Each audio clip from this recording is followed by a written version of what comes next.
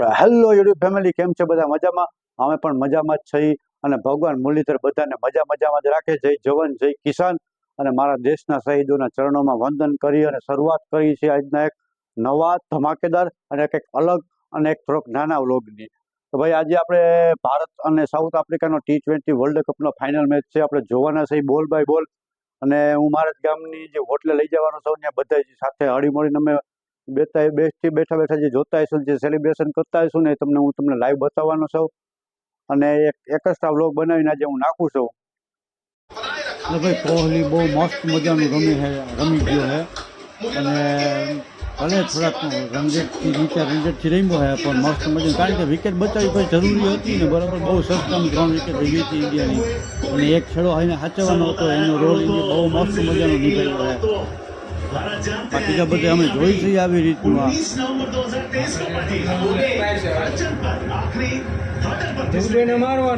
ભાઈ, ઇન્ડિયા જીતશે. કેટલા રને? 35 રન. 35 રન ભાઈ, અમારા એને ક્રિકેટને એક્સપોર્ટ છે, એમ કે 35 રને ઇન્ડિયા જીતશે. અત્યારે ભાઈ 147 રન થયા છે. વ્હાઇટ બોલ ફેંકાણો છે અને 2 ઓવર બાકી હેવાના પછી.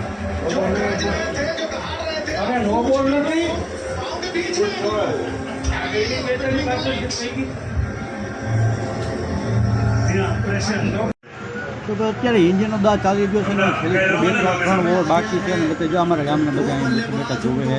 અને ભાઈ થોડા કેમ કે રન ઓછા છે, પણ હું એમ કહું છું ભાઈ, આ વિકેટ ઉપર કદાચ 175 રન થઈ જાય ને, એટલે ફાઇટ માટે કમ્પ્લીટ રન થઈ ગયા. ફાઇટ થાય 175 બધા મૂલ્ય થઈ ગયા, રન ઓછા પણ એવું કંઈ છે નહીં. 2 બોલ 10 રન કરવાના છે ભાઈ.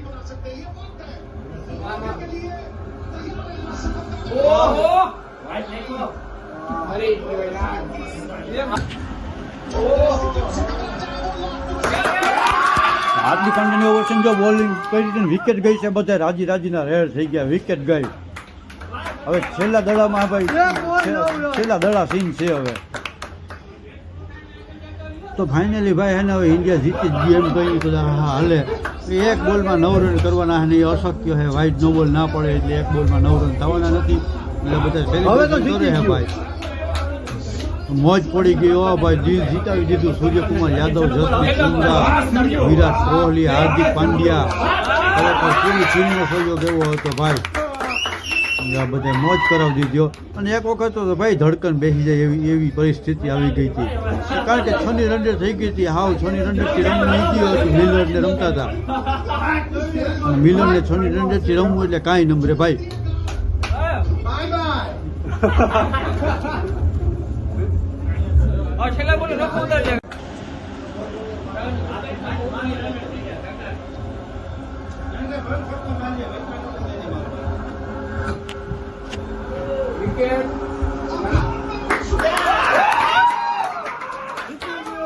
જીતી ગયો ભાઈ, ઇન્ડિયા જીતી ગયું ભાઈ. સેલિબ્રેશન.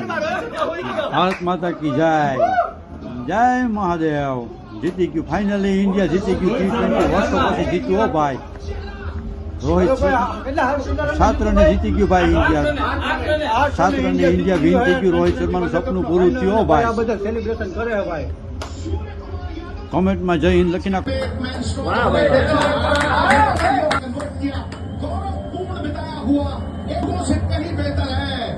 તો ફાઇનલી ભાઈ ઇન્ડિયા જીતી ગયું છે ને, ધમાલ મચાવી દીધી છે ને ભાઈ, દિલ ખુશ કરી દીધું છે ને ભાઈ. Thank you once again. પણ thank you Rohit Sharma and Rohit Sharma team ભાઈ. ખૂબ આભાર એનો ભાઈ. એની ભાઈ મહેનત એવી કરી, અને પહેલી એવી ટીમ છે કે ભાઈ અજય રહી છે આખા ટુર્નામેન્ટ દરમિયાન. એક પણ મેચ હારી નથી. અને મેચ એટલો બધો ક્લોઝ હતો, માત્ર 7 રનથી ઇન્ડિયા જીતું છે. એટલો બધો મેચ ક્લોઝ ગયો તો એક વખત તો ભાઈ એમ થઈ ગયું હતું કે મેચ હારી જાહે. પણ ટર્નિંગ પોઈન્ટ મેચનો કયો હતો ફેમિલી, તમે કોમેન્ટ કરીને જણાવજો કે ભાઈ ટર્નિંગ પોઈન્ટ કયો હતો. મારા ખ્યાલ મુજબ જે મિલર આઉટ થયો ને, અને જે સૂર્યકુમાર યાદવે જે બાઉન્ડ્રી ઉપર કેચ પકડ્યો, મારા મતે એ ટર્નિંગ પોઈન્ટ હતો. અને બુમરાહની જે ઓવર હતી ને, જે બહુ જ ઓછા રન આપ્યા, આ 2 ટર્નિંગ પોઈન્ટ હતા. બાકી ભાઈ એવું બધું કઈ અઘરું પણ નહોતું, એ હેલું આવી થઈ ગયું હતું. એક વખત એવો થઈ ગયો હતો જ્યારે 15મી ઓવર, જ્યારે અક્ષર પટેલની ઓવરનું ધોવાણ થયું ને, ત્યારે એમ થઈ ગયું હતું કે ભાઈ ઇન્ડિયાના હાથમાંથી મેચ વયો ગયો, ને વયો જ ગયો તો. હાવ ઇઝી થઈ ગયું હતું સાઉથ આફ્રિકા માટે. 6 ની રન રેટ થઈ ગઈ હતી એક વખત. તો એવું હતું કે 6 ની રન રેટથી જ રન કરવાના હતા અને હાવ આસાનીથી ઇઝીથી જીતી જાય એમ જ હતું.